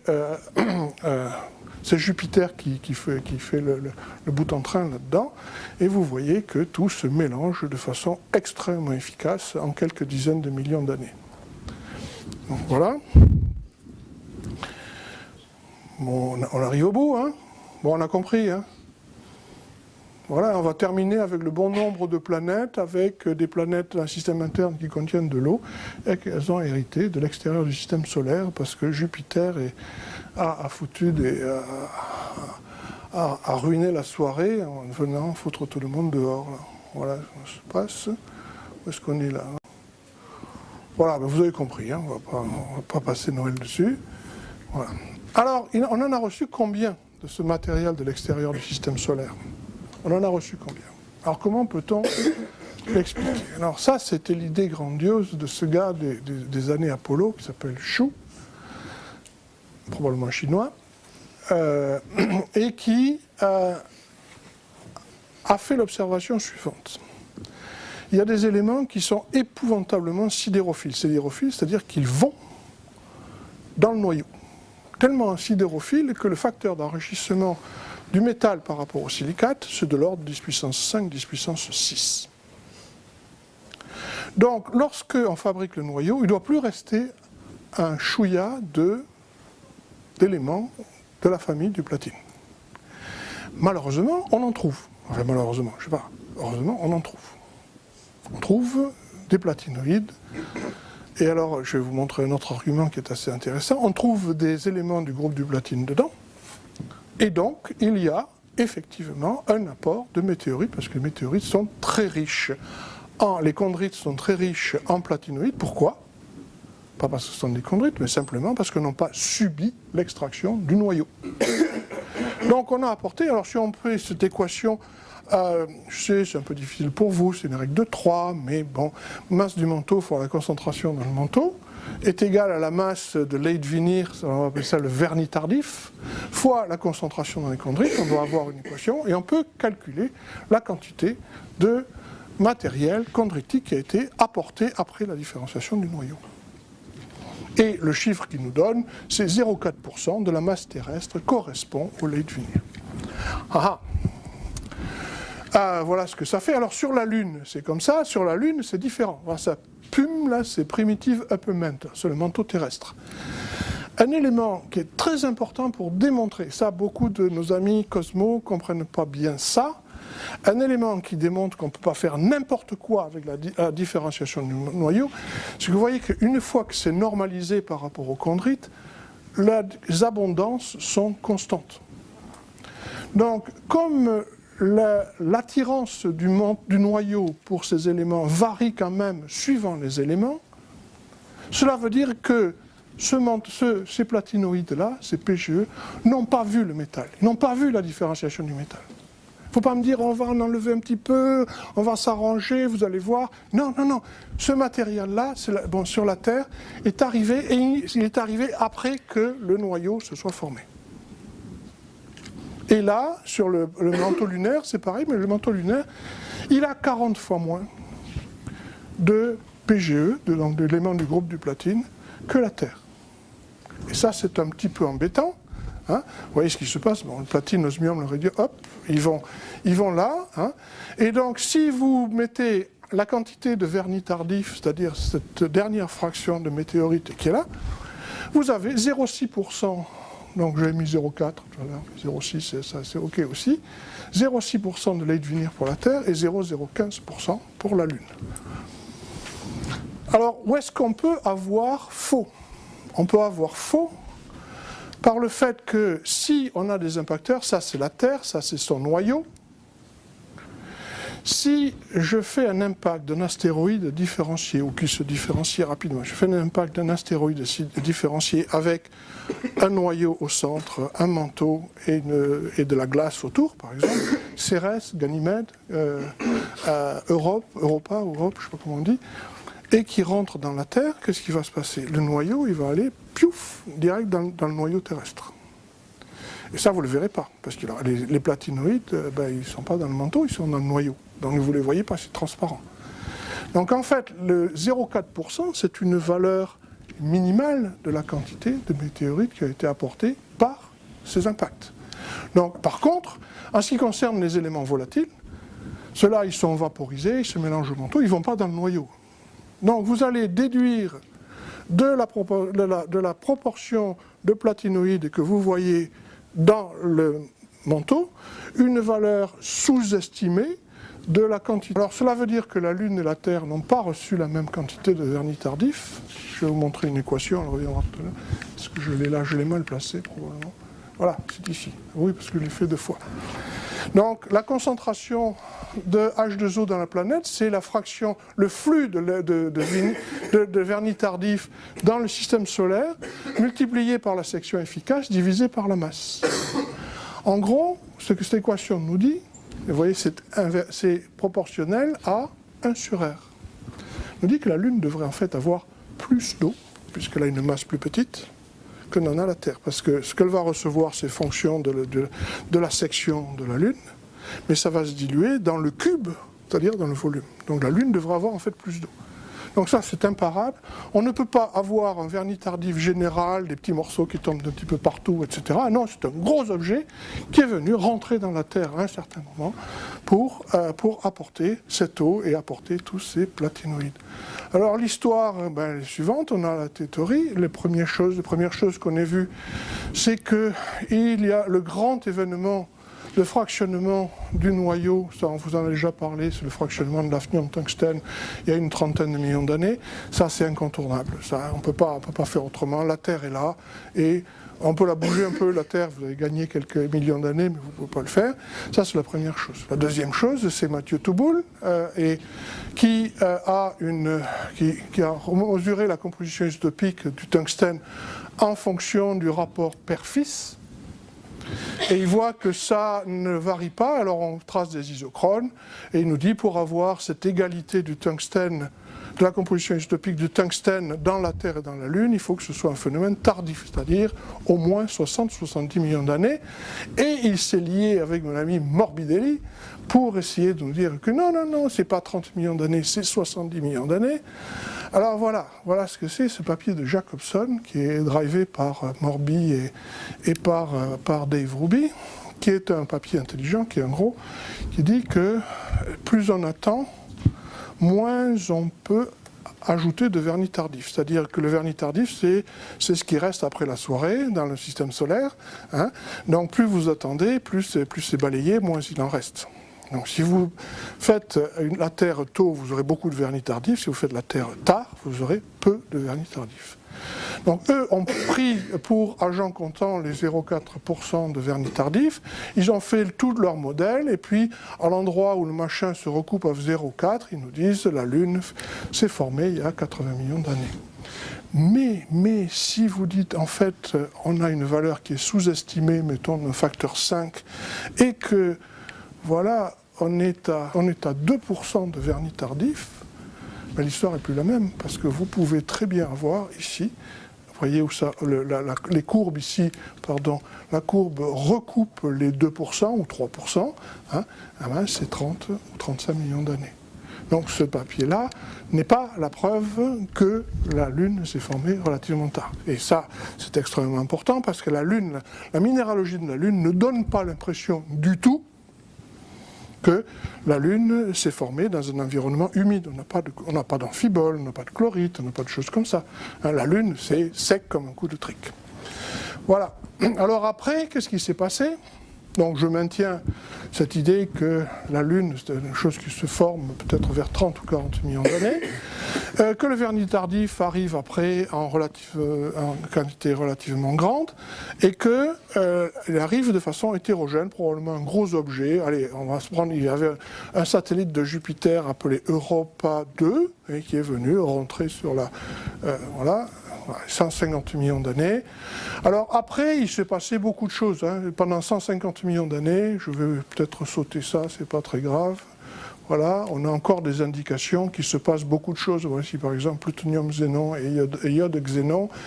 Vous voyez que ça, c'est des fractionnements, ce sont des radioactivités éteintes.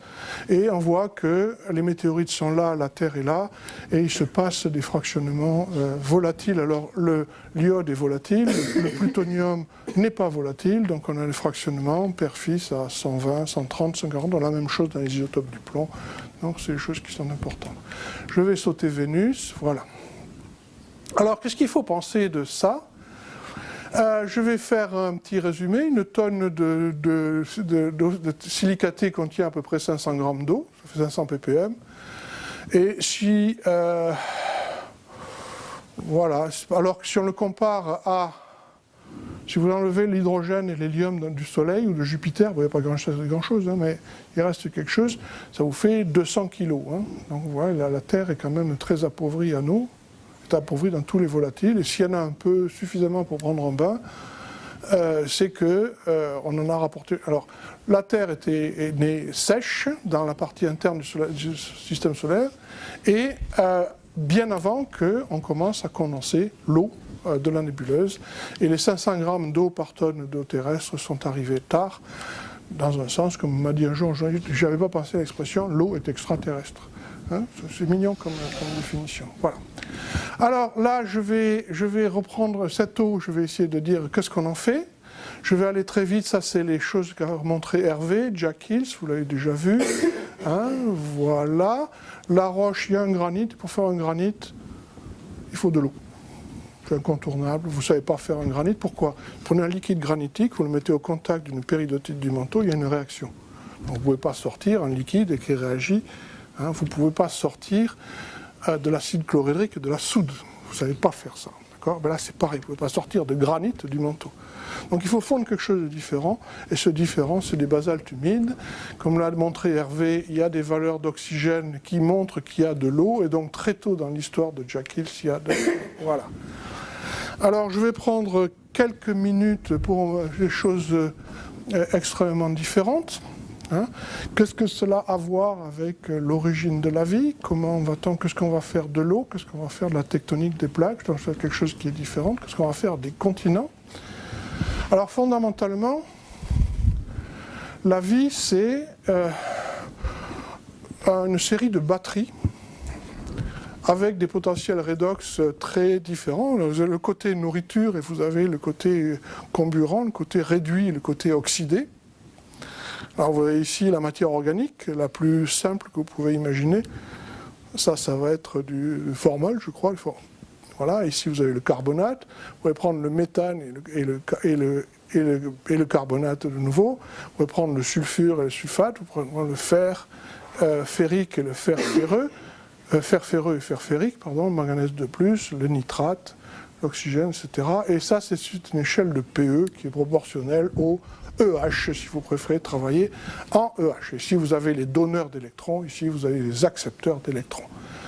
Alors, il nous faut finalement trouver, le gros drame de la vie, c'est de trouver de l'énergie et de trouver des accepteurs d'électrons convenables. Alors, on va trouver des donneurs d'énergie, on en trouve avec l'hydrogène, éventuellement avec le méthane, et puis on va trouver des accepteurs d'électrons qui vont être les nitrates et les sulfates, l'oxygène éventuellement, hein, et on va travailler avec ça. Alors où est-ce que ça se trouve? Bon, les images d'Épinal de l'origine de la vie, c'est ça, les fumeurs noirs. Fumeurs noirs, trouvés depuis la fin des années 70 sur les rides est-Pacifique et puis sur tout un tas de choses.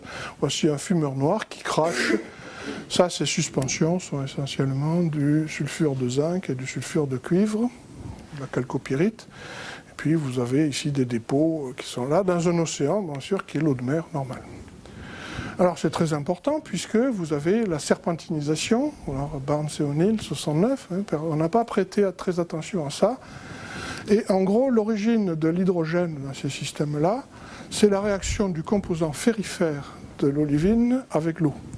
Donc ça, c'est la fayalite, excusez-moi pour le fond, mais j'ai transporté cette diapo d'une autre présentation, qui réagit avec l'eau pour donner de la silice et de la magnétite et qui libère de l'hydrogène. Alors pour montrer en quoi ça se relie à la vraie vie, hein, prenez cette silice formée, vous la faites réagir avec le composant magnésien de la forstérite, de l'olivine, et vous obtenez de la serpentine. Vous avez une serpentinisation, c'est ça qu'on dit que la serpentinisation produit de l'hydrogène. Vous allez aujourd'hui, le long de la ride médio-atlantique, vous former de l'hydrogène partout.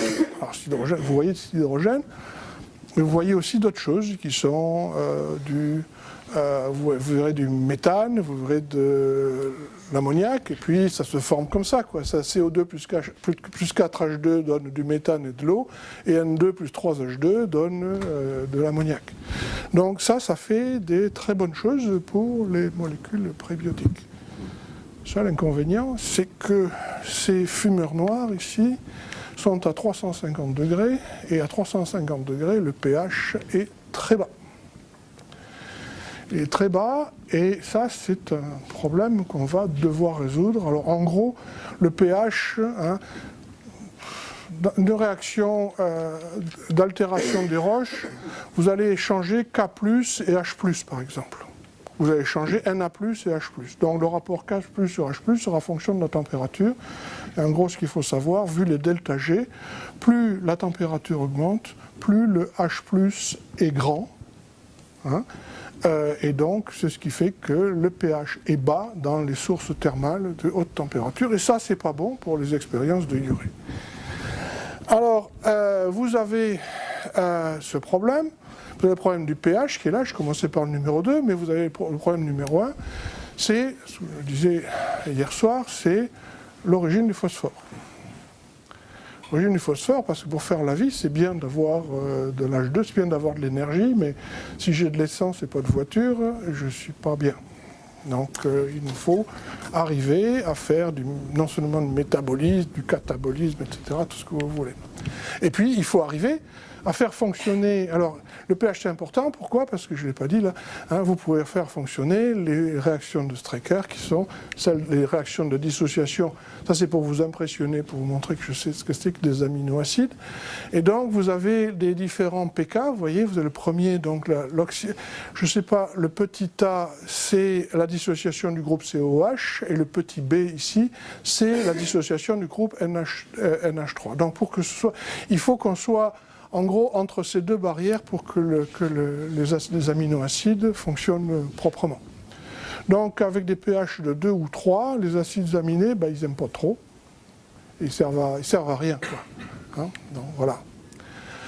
Alors je passe franchement à des choses nouvelles. Hein. On s'est posé la question comment, ici ou les réunions d'Astrobio qu'on avait avec Antonio Lascano, etc., comment faire par exemple des réactions de Miller. Pour les réactions de Miller, ça marcherait bien, mais on voudrait que le pH soit élevé. Et le pH dans les fumeurs noirs, il n'est pas élevé. Alors on aura fait des histoires avec Lost City, mais Lost City, il n'y a qu'à regarder la chimie, c'est de l'eau de mer un petit peu chauffée, c'est pas vraiment un fumeur noir. Ça. Donc on va essayer de trouver des environnements dans lesquels il y a des pH élevés. Alors comment peut-on trouver des pH élevés? Et donc ça c'est la thèse de Marie-Laure Ponce, qui était notre étudiante à Lyon, et qui avait commencé à faire des isotopes du zinc dans les serpentinites d'Issua. Et là, elle est revenue me voir avec des mesures, et je lui disais, va les refaire, elles ne sont pas bonnes. Je fais toujours ça, quand l'étudiant m'amène un truc extraordinaire, je lui dis, c'est pourri, va refaire ta manip, va refaire ton calcul. Je sais comment encourager les gens. Voilà. Donc, alors voici le zinc ici, et toutes les roches ignées, sédimentaires, détritiques, etc., sont dans la bande grise. Vous ne pouvez pas le lire, mais c'est 0,25 ici. Alors les serpentines actuelles, comme celle de Gackel, comme celles qu'on trouve dans les Alpes, etc., tout le monde se trouve dans cette bonne zone ici. Alors, on s'est posé la question, on est allé voir, et puis les serpentines d'Issua sont bien en dessous. Qu'est-ce qui peut faire qu'on ait du zinc qui a des propriétés isotopiques anormales? Et on a commencé à chercher les constantes de fractionnement isotopique du zinc en fonction des différents ligands possibles. Et comme dans la vie, comme dans la vraie vie, c'est toujours pareil, le fractionnement isotopique va toujours dans le même sens, presque toujours dans le même sens. Les cations qui ont une forte attirance pour les électrons vont préférer les isotopes lourds. C'est-à-dire que si on prend des ligands qui contiennent de l'oxygène, carbonate, phosphate, sulfate, ils vont se jeter sur les isotopes lourds. C'est une question de fréquence de vibration. Hein? Et alors c'est pareil pour l'azote. Hein. Si on prend l'histidine, c'est lourd. Mais si on prend des liens mous pour lesquels le lion n'a pas une forte attirance pour l'électron, comme le soufre par exemple, on va avoir une préférence pour les isotopes légers. Alors qu'est-ce qu'on voit ici? Et on a fait tous les calculs possibles et imaginables. J'ai fait ça avec mon ami Toshi Fuji du Japon. Voilà, on a fait une étude de la spéciation, etc. Puis on voit une chose relativement simple, c'est que il nous faut des carbonates dans l'eau en quantité importante pour enlever l'isotope lourd de la serpentinite, pour lessiver préférentiellement l'isotope lourd, et laisser la serpentinite avec un enrichissement en isotope léger. Mais ça vient avec un prix. Ça ne se fait que dans des conditions de pH qui sont extrêmement contraintes. Donc on va dire il nous faut un pH relativement moyen. Vous voyez, si je fais ça avec un pH de 9 ou de 10, je ne vais pas être bien. Et alors si je regarde la spéciation après, je n'ai plus de carbonate, je n'ai plus rien, je n'ai plus que des chlorures, etc. Donc si je veux des carbonates, si je veux enlever des carbonates lourds, il faut que je sois dans une zone de pH qui soit entre 5 et 9. Alors, je commence à me gratter la tête, je commence à se dire, tiens, c'est rigolo ce truc-là, ça peut nous servir de paramètre. On pourrait le faire avec le phosphate, mais on ne sait pas augmenter les quantités de phosphate en quantité indéterminée. Donc on va monter le carbonate en augmentant la pression de CO2, ce qui se fait tout naturellement dans l'altération des péridotites. Donc ce qu'on va, on va chercher des fumeurs noirs ou des fumeurs aux endroits où il y a des pH élevés, c'est-à-dire des fumeurs de basse température, et on trouve ça dans les Mariannes, dans les volcans de boue. On voit des volcans qui ont des fumeurs avec une température de 100 degrés, des pH de 8, 9, 10, etc. Et on a mesuré, donc je dis c'est le On Royal, c'est l'étudiant qui mesure bien sûr, les serpentinites des Mariannes, et on en trouve qui sont négatives ici. Donc ce qu'on en conclut, c'est qu'il nous faut un environnement d'arc pour fabriquer un environnement favorable à la dissociation des acides aminés.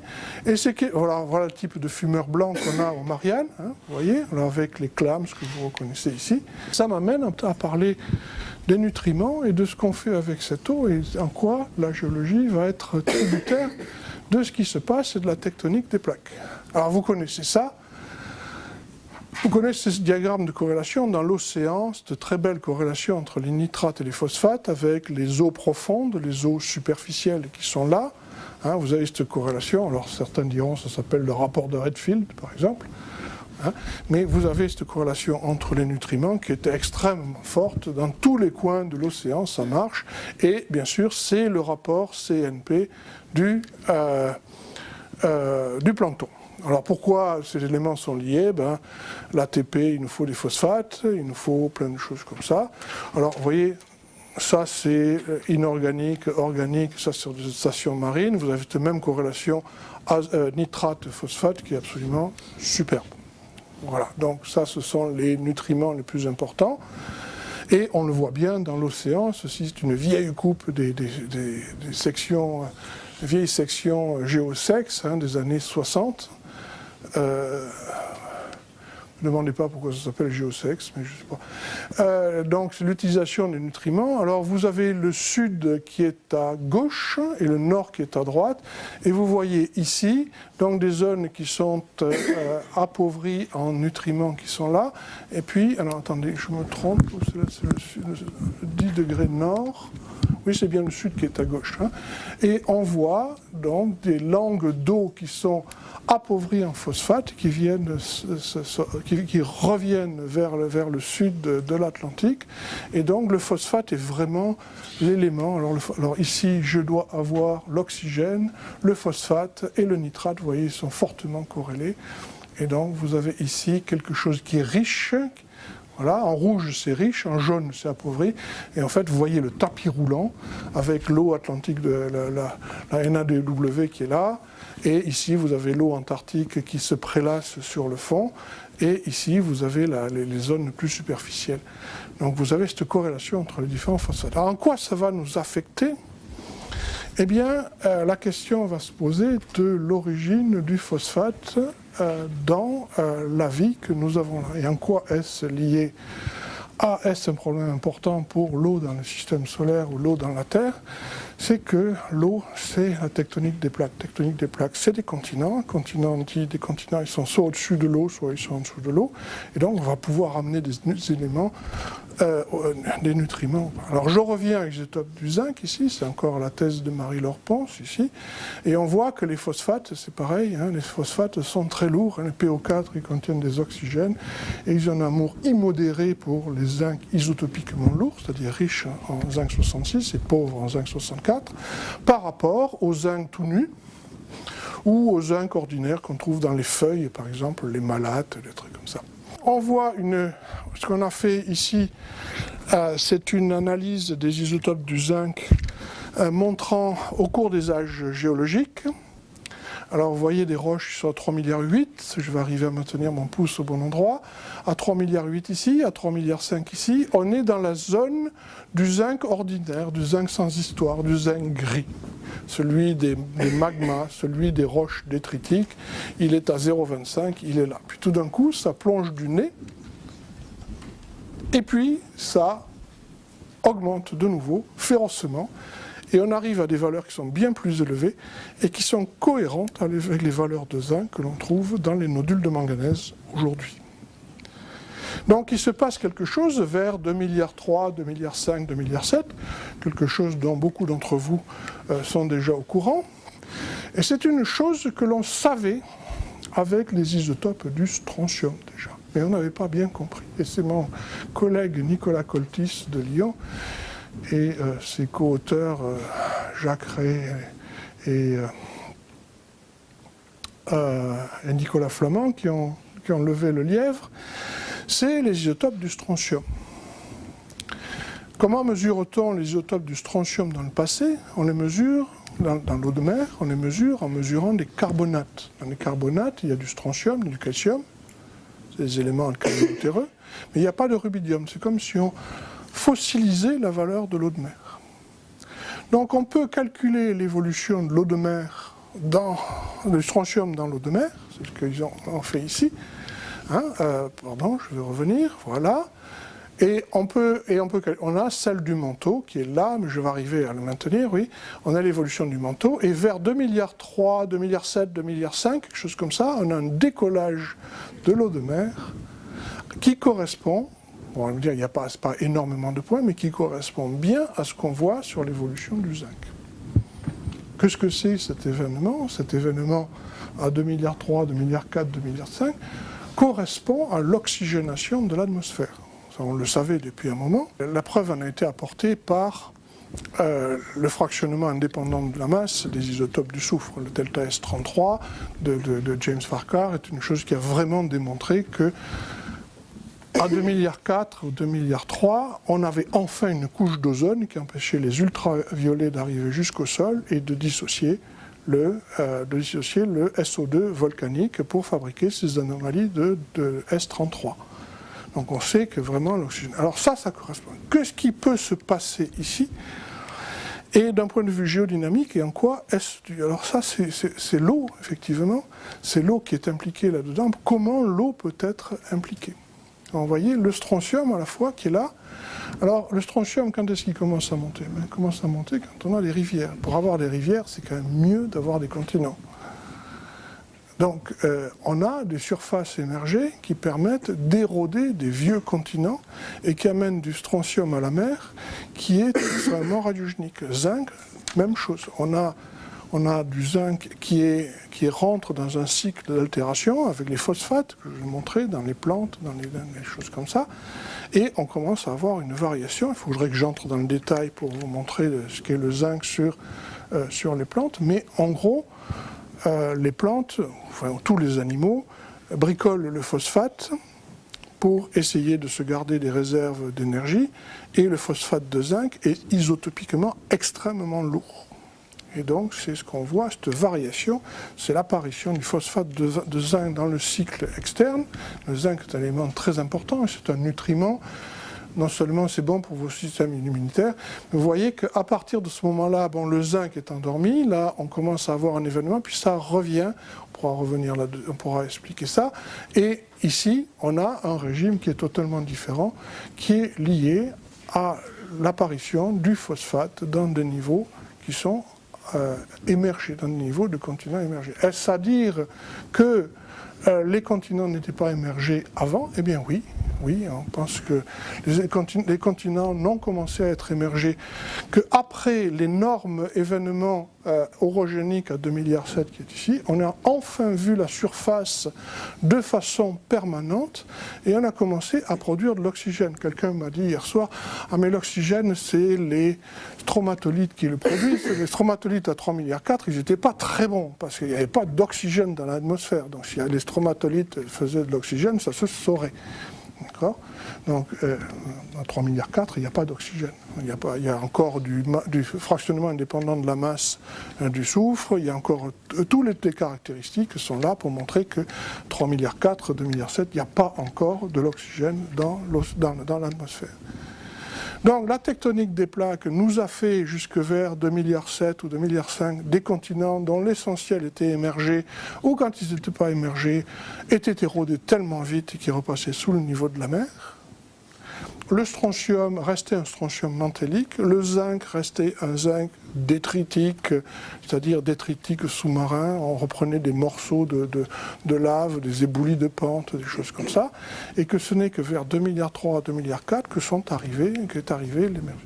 Et donc ça c'est la deuxième naissance de la tectonique des plaques, celle qui a contribué à la vie, celle qui nous a permis d'avoir une vie telle que nous la connaissons aujourd'hui.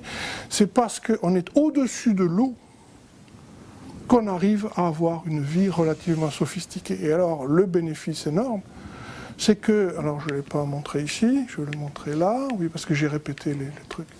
Alors, je voulais montrer le bilan du phosphate, je l'ai perdu, je l'ai mis tout à l'heure, qu'est-ce que c'est que c'était pas cette salade? Je l'ai mis là tout à l'heure. Alors, ce que je voulais dire, simplement, c'est que le phosphate a un bilan négatif vis-à-vis quand vous faites les bilans des flux de phosphore à l'océan, voyez, l'input, alors ça, c'est si vous prenez les rivières, donc vous avez 3,10 puissance 10 mol par an. Si vous prenez les systèmes des rides, vous avez moins... c'est pas vrai, moins 4,5 10 puissance 7, donc c'est négatif, c'est une absorption de phosphore.